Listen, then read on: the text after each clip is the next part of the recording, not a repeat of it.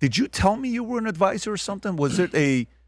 I'm trying to think because why is that thought in my mind? Because I think we met when literally I think Vivek and I were together when we met. Okay. We were at an event, I think the Republican debate. Okay. All right. Well, we'll see. We'll see what's going to happen with Vivek moving forward.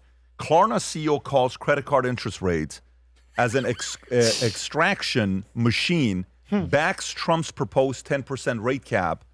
And by the way, this is a very funny, Tom, I'm sure you're going to have a field day with this one. But Rob, go ahead and play this clip. So again, Klarna CEO, buy now, pay later, is sitting there, talking about Trump's 10% on credit card cap. Go ahead, Rob.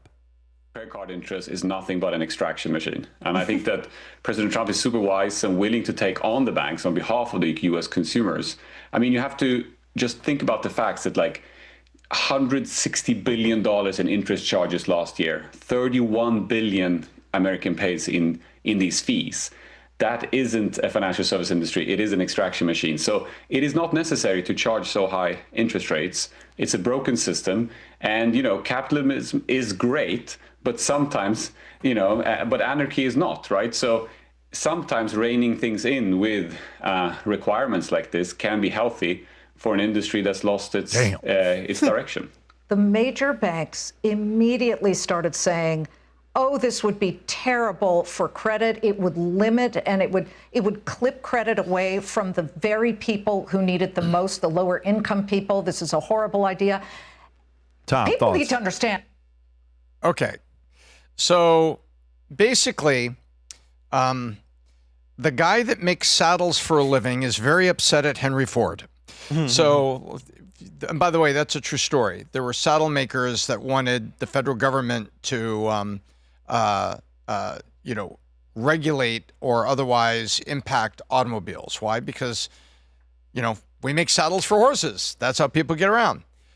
So Klarna, who is buy now, pay later, which is the alternative to credit cards when your credit card is maxed out, but you still got to have that 4K TV so you can watch Indiana and Miami in the national championship game, and you got to have it. And Best Buy says, well, if you fill out a few things here, you could just buy it on Klarna, and then you got to pay for it in 4 months. Really? I could do that. And so that's buy now, pay later for people who have maxed out or not sufficient credit. And Klarna offers that. So they're offering an alternative to credit cards. So it's completely not surprising to see the CEO of Klarna that says, yeah, somebody wants to slow down credit card companies. I think that's a wonderful idea. Clearly. Now, I will give him credit because right now he is the only buy now, pay later company to be fully reporting to the credit agencies.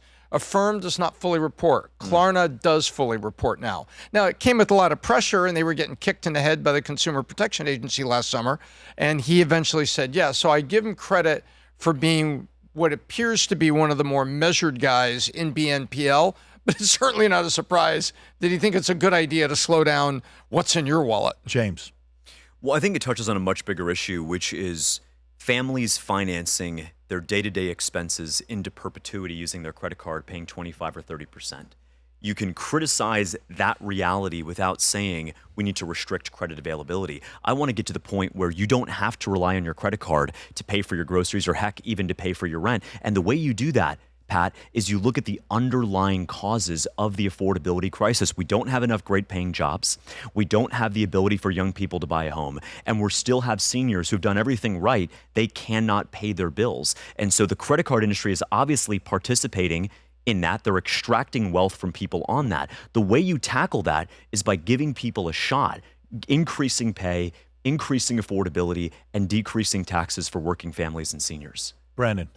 Yeah, I mean, I think that this is potentially worse than credit cards because the way that it's structured. And I mean, it's hilarious. The guy's sitting there acting like it's a completely different thing. I think, no matter what, people are always going to need more money than they have. And sometimes it's for a productive reason. Sometimes it's not for a productive reason. But to balance it all out, I think the best thing to do is to make it explicitly clear how much you're going to be paying with these things, and maybe take a look at how these things are marketed. I mean, it would also be good if school educate people on just like the mere concept of how interest rates work, because it's like sounds a whole lot different than it actually is when people like hear a certain number for an interest rate and then they have to pay it. And then Yeah, so I think it's a lot of those, like making it explicitly clear how much you have to pay for it and educating people on it more. But yeah, I see them as the same, if not worse, than credit cards for sure for buy now, pay later. So lowering 10% to 10% cap, how does that affect Visa and MasterCard? Well, Visa and MasterCard are going to have to change their because they're just getting the processing fee, right? Yeah, they get the processing fee in the middle. So there will be fewer transactions processed. So Visa and MasterCard, the clearinghouses will be upset. The credit card companies. Why would there be fewer transactions? Because Capital One is going to turn around and lower the credit limits for their more risky customers. They're going to take them, hey, you have 15,000 limit, bang, overnight that's going to be 5,000. Is that the guesstimation that it's going to be a 2/3 drop? Have they given a rough estimate or no? I have not seen a guesstimation. Makes sense. If I'm just wondering what that number is going to During be. COVID, the credit drops were about 20%. Okay. They said that credit limits dropped about 20% over COVID as the credit card companies were concerned about employment and wages, and so they didn't want to have extensive risk overhang. Well, two things happened. People also took government checks and paid off some of their credit cards. And in the middle of COVID, we were down to $777 billion in credit card debt in this country, which was a low. We have gotten with the program and we have spent ourselves all the way up to $1.26 trillion as of the end of December. So the economics for the credit card issuers like Capital One, if you think people's wages are going to be impacted, you got to lower the available credit. And so and by the way, the other side, if you can't charge a sufficient rate, you know how insurance works, right? Some people live, some people die. That's how the interest rates work and the issuing credit works. So if you change one of those things, then they're going to be approving fewer cards tomorrow and lowering credit limits today. Yeah, so I wonder what happens next. You know how agents, we were talking about it yesterday, agents in sports would make what? 15 points, right? 10 or 15 points. Back in the day. Back in the day. Now it's one. Now they limited it to what? The NFL what? apparently has a cap of 3% on specifically the professional contract. So 3% means if I take all the contracts that athletes are getting, which is going to be in the billions, that commission that would typically go to them, that additional 7% is taken out of the business. So, Rob, if you want to pull up total contracts, total NFL contract payout in 2025, let's just see what the number is. Yeah, just total NFL contracts and payout in 2025. You got to make sure it's only the league, not the endorsements. That's not going to be right. That's a salary cap. So, but I'm thinking for all paid. Okay, go right here. 279 times 32.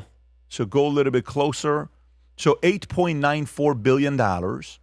So if $8.94 billion, and they already capped it to 3%, Tom, or not yet? Yeah, you can look at that now. I believe that was in the last collective bargaining agreement.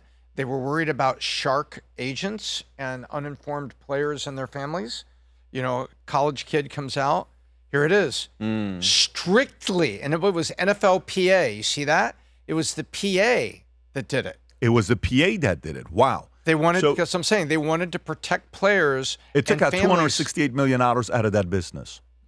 So $268 million. And can you check to see if the NBA and the MLB and the NHL is following suit or no? And you can see on there, endorsement deals are still 10 to 20%. 15's been typical.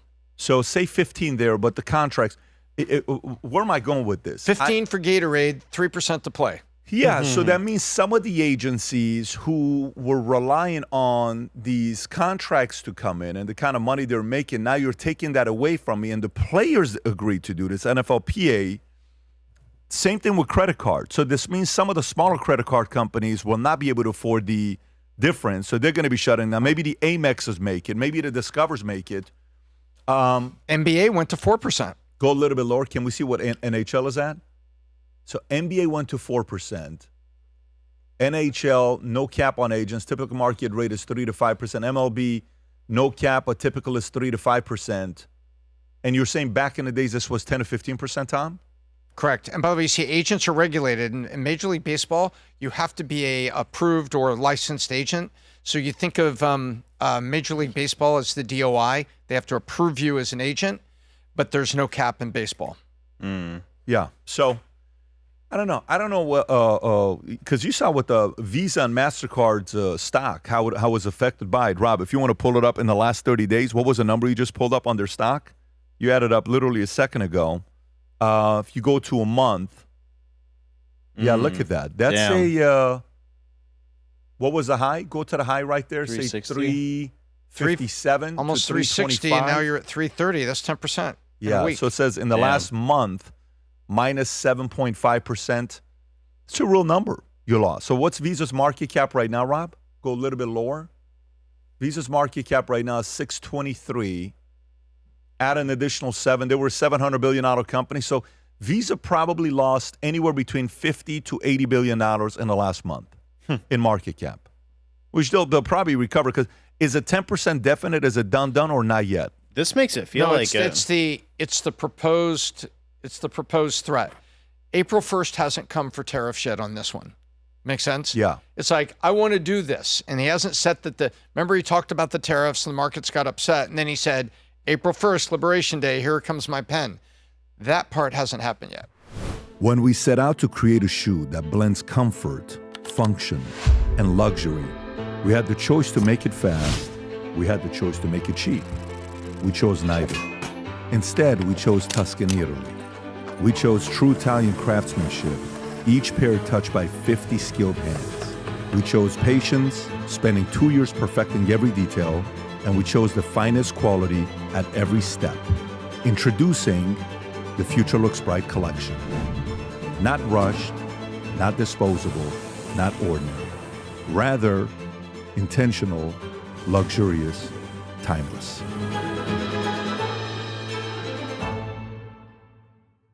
If you enjoyed this video, you want to watch more videos like this, click here. And if you want to watch the entire podcast, click here.